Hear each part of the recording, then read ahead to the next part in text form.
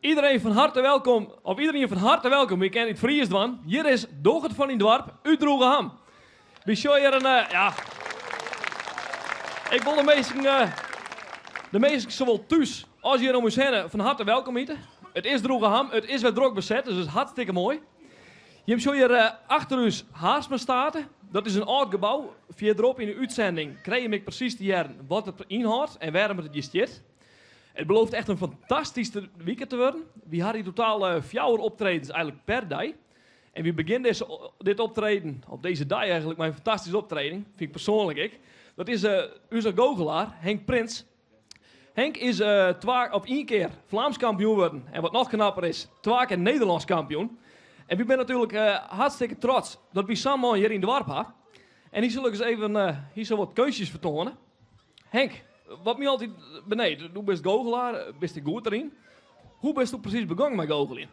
Ja, ik ben eigenlijk gewoon begonnen met een goocheldozen. Het is een hobby of meer een afwijking bijna, die ik al van mijn jeugd had sinds ik 8 ben.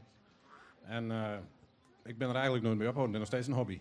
Okay. Want hoeveel uren in de week ben je ongeveer bezig met goochelen? Qua oefening bedoeld? Ja. Ja, dat valt enorm mee, want ik oefen niet het meeste als ik aan het werk ben. Ik oefen niet gewoon proden, maar dat gaat net een heel product niet zetten of zo. Dat had ik vroeger al gedaan. Nee, ik kon er gekregen gewoon, Henk is 1 keer Vlaams kampioen, 2 keer Nederlands kampioen, man. Hoe wordt ze iets beoordeeld? Zit er dan echt een jury te zien naar die trucken en die zei dit is goed of minder? Ja, we hebben in Nederland de Nederlandse Magische Unie. En dat is een overkoepelend orgaan. Waar alle goochelverenigingen en clubs in Nederland bij ons sluiten binnen. En iedereen die organiseren ze een gigantisch evenement, 3 dagen lang. En dan kerst de Nederlands kampioen worden. Kerst de kampioen worden in bennengoochelen, illusies, hetgene wat Hans Klok doet. Of close-up, wat ik doe. Okay. En ja, 2 keer Nederlands kampioen. Hoeveel meesten er ongeveer mee ons dan toernooi ook bijna zeggen? Ja, daar komen honderden op al, maar ik denk dat in de wedstrijden zitten meestal zo'n 40 mensen. Verdeeld door de verschillende categorieën en daar wordt dan een winnaar uithalen. Okay. 2 keer Nederlands kampioen, ik vind het knap. Daarnaast, toen ben ik nou echt actief bezig met het goochelen. Dus toen had ik optredens in de weken of... Inderdaad, ik probeer zoveel mogelijk op te trainen, maar het is wel wat rustig sinds de crisis, dus mensen mij bellen. Maar dat is mijn werk, hoe doe ik me in. Oké. Nou, dat lijkt me hartstikke mooi van die hobby in die werkmeidje. We gaan lang en nog praten, denk ik. We gaan over naar de goocheltruc zelf. Ik zou zeggen, succes en laat me maar wat zien. Laat het publiek verbazen, laat me verbazen. Succes. Oké. Nou, ik doe vooral liedse trucjes, dus het close-up magic nemen ze dat, met muntjes bijvoorbeeld. Ja. Ik ken hem ook wat groter meisje. Misschien wat duidelijker. Ik kan hem verdwijnen laten, bij de vast niet komen, terug de haan, voort en terug. Dat soort... Dit is handig, wie betaal je niet in de winkel? Kassa, je vrouw wordt er gek van. Maar... Ja, mijn vrouw, dit is vingervlugheid en mijn vrouw is er heel blij mee. Kijk me vaststellen. Ik heb nog een kaarttrucje mee dan. Wist je wat voor kaarten dat dit binnen? Ja, dit ben ik gewoon kaarten. Je bent mij aan het pesten en dan klaar voor de jassen. Dit binnen speelkaartje. Speelkaarten. En ze zijn al hier verschillend. Ja, net aan deze kant, maar aan deze kant. Ja. Dus ik heb snel letten. Ik zit er een liever een beetje mengen. Oh, het is live. Dit is wel heel tegen binnen. Zoals toen ergens stop ze willen? Stop. Oké, dan krijg je die kaart. Ja. Ik had hem onthouden in de camera, denk ik. Oké, want dat horen is heel belangrijk voor het einde van de truc. Daar hebben we de truc wel leuker van. Dan heb ik hier een kennetje hingen. Ik ben dus Schenkest. Ja, ik het zien. Ik het zien. Oh. Dit is net een filmpje. Ik zit er maar nooit bovenop, letterlijk. Maar de camera. Ja, net een filmpje. Het is een filmpje. Zo, hè? Deze meisje had het is een souvenir. Alsjeblieft. Nou, hartstikke mooi. Een lied ontdenken aan deze medie met de googelaar. Ik zou zeggen, ik doe hem om. Hartstikke bedankt. Ken Henk verder nog meer trucjes? We hadden het eurotekens, jongen. Kaarttrucken, ben er nog meer trucjes? Ja, zeker. Ik ben heel prut trucs. Hoeveel tijd hebben we nog? Nou, we hadden wel even, we hadden ongeveer een minuutje. Een minuutje? Ja. Poeh, dat is wel heel kwaad. Dat is wel heel kwaad. Oké, nou, ja, we hebben echt geen andere trucs meer. Ja, maar net Want- geen minuut worden. Ja. Want ik zou zeggen, Henk had ik een eigen website en we krijgen door die boekingen. Het rent op dit moment net heel te warm. Hoe is het nou mogelijk, hoe kan ze Henk nou boeken? Kan ze dan gewoon bellen of kan ze dat via de website doen? Of hoe komen ze bij Henk? Nou, ik zie inschrijven bij artiestenbureaus. Daar ben ik te boeken. En via de website, de Gouden Gids. En meestal mij natuurlijk naar Droegeham komen. Okay. Want ook best te bewonderen je hier in Droegeham, gewoon thuis of? Ik ben meestal wel een dag op een gondelvaart. En ik ga wel naar de Tuning Day en het paardengebeuren. Dus ik zou zeggen, ik kom al in het Droegeham. Okay. Nou, dat is in ieder geval hartstikke mooie reclame, denk ik, van Droegeham. Wie, in ieder geval Henk, bedankt. Van het publiek een groot applaus. Klopt, ja. We gaan ook terug naar het volgende onderdeel. En dat is het onderdeel tennis. Ik zei al, we hadden zowel sportieve onderdeel als entertainment onderdeel. Het volgende onderdeel, dat is het onderdeel tennis. Je ziet dat twee vrouwen al achter me opkomen. Dit is net meer hedendaagse kledij. Dit is kledij uit 1924. Zie had ik houten rackets dat je hem kennen. En zie je ook tennisje. En net silkwa, maar zie je het balkanon tennisje. Dus achter in de hoek staat een balkanon klaar. Ik zou zeggen, dames, succes. En met die bal erom. Dat is de eerste bal, die is hartstikke goed. Komt in ieder geval ook net. Balkanon maar iets hoger. Ja, de dames maar haast vet dat ding, hè. Oh. Dat wordt je spectaculair met tennisje. Cameraman uitzien. Oh, publiek betrekken.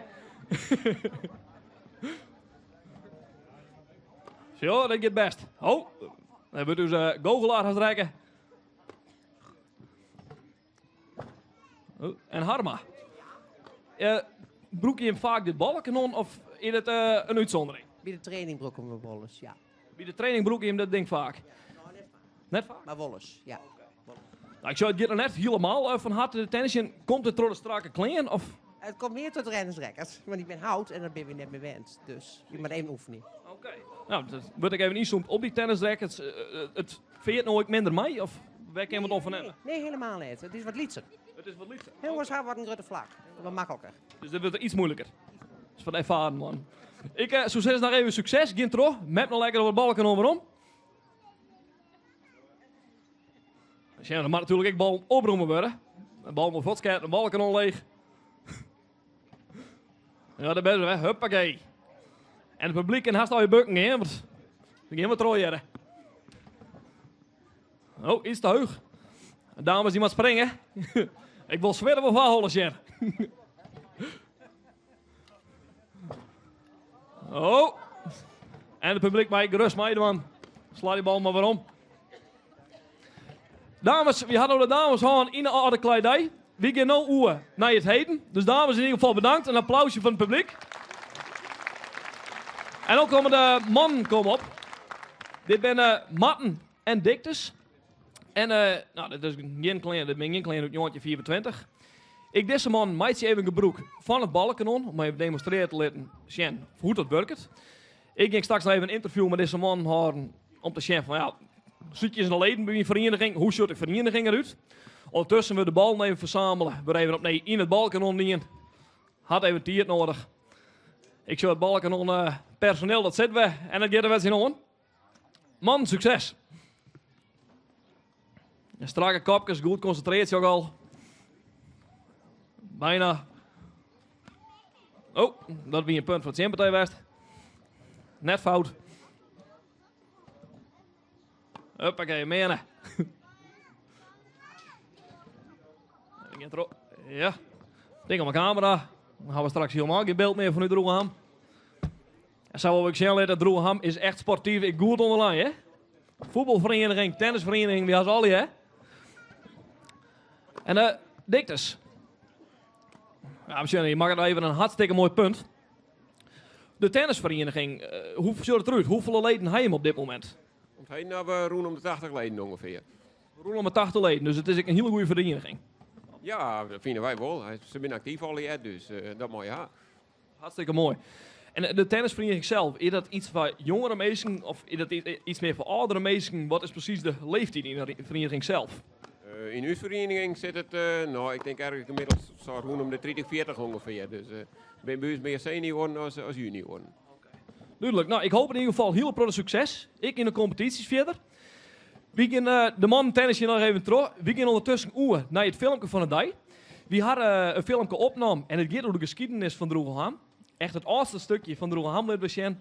En ik zou zeggen, we schakelen over en dan gaan we naar de geschiedenis van Droegelham. Goedemiddag.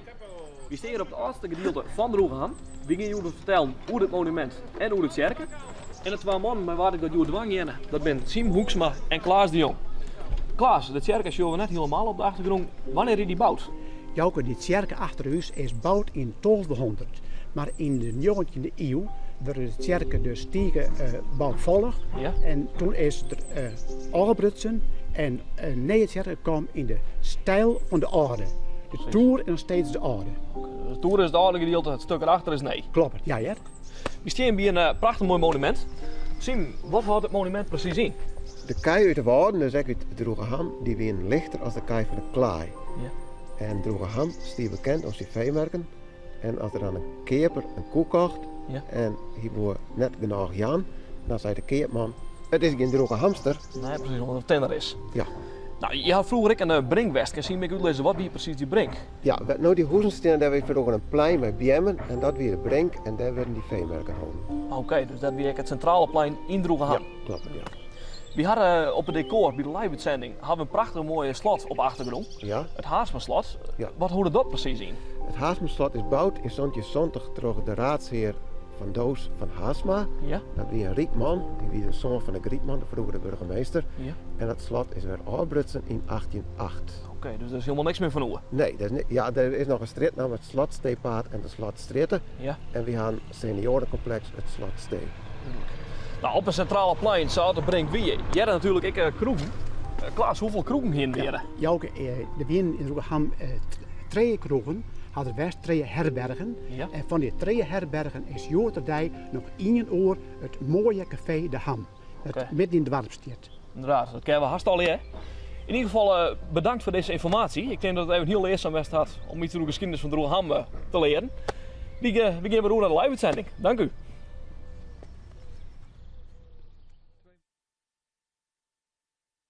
We hopen in ieder geval dat je even een goede introductie krijgen over een stukje geschiedenis van Droegelham.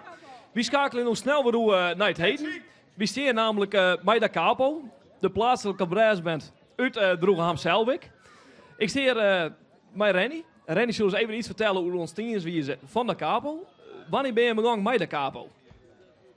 De Capo bestaat nu 30 jaar. We hebben begonnen in 1981. En dat kwam omdat in 1980 en 1 jaar eerder bestaat Droegelham 1000 jaar.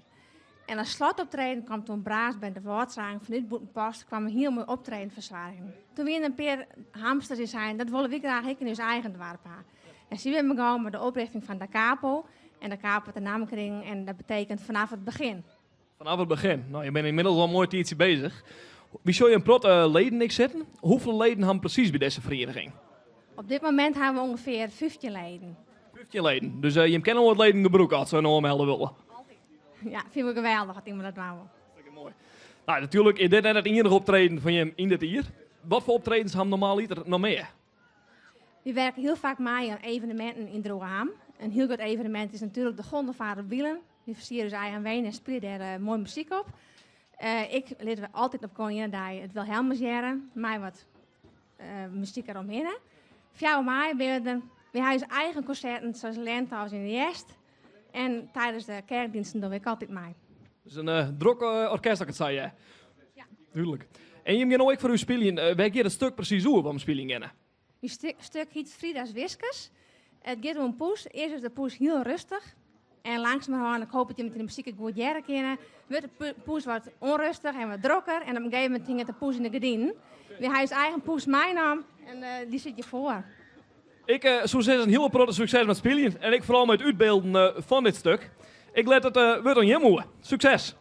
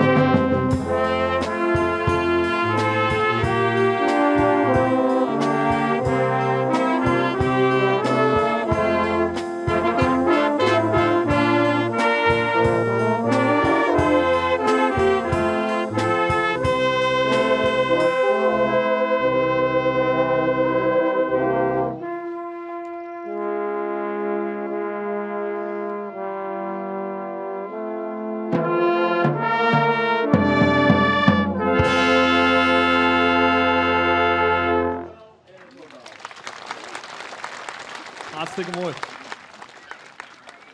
Nou, dit is denk ik een hartstikke mooi en verdiende applaus. Voor vooral het uitbeelden van deze muziek en natuurlijk het spelen van deze muziek. Ik hoop in ieder geval dat je volle leden erbij krijgt. We gaan nu naar de eerste prijsvraag. Daarbij word ik geholpen door de hamstermascotte Hampie. Keurig. Hampie houdt aan het eind van elke uitzending een voorwerp omhoog. En het is meestal een onbekend voorwerp. Je kan de oplossing dan sturen naar de mail die je zit. En we jou altijd 3 mogelijke oplossingen. De eerste oplossing, dat is oplossing A. Is dit voorwerp een netspanner voor tennis? Wie weet het, hè? Is het misschien een moderne katapult? Dat weet ik net. Of zou het misschien een praam wezen om een hinder rustig te houden? In ieder geval kan je A, B of C tas sturen naar het mailadres hieronder. En maakt je prijs op een cadeaubon van €34 onmeen terug aan Nijdro. Nou geven we tot slot voor het laatste onderwerp geven we naar Dalensplak. Die had speciaal voor u een lied instuderen. En het lied dat gaat over Dalensplak zelf. Ik zou zeggen op nee een hartelijk applaus. En succes met jong.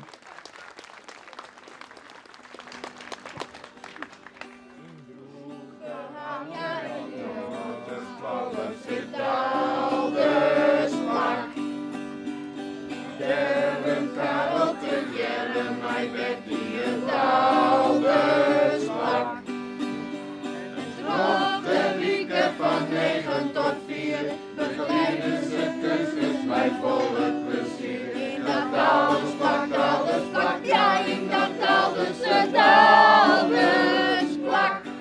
De oude sprong in het dip, we werden bij Dalensplak.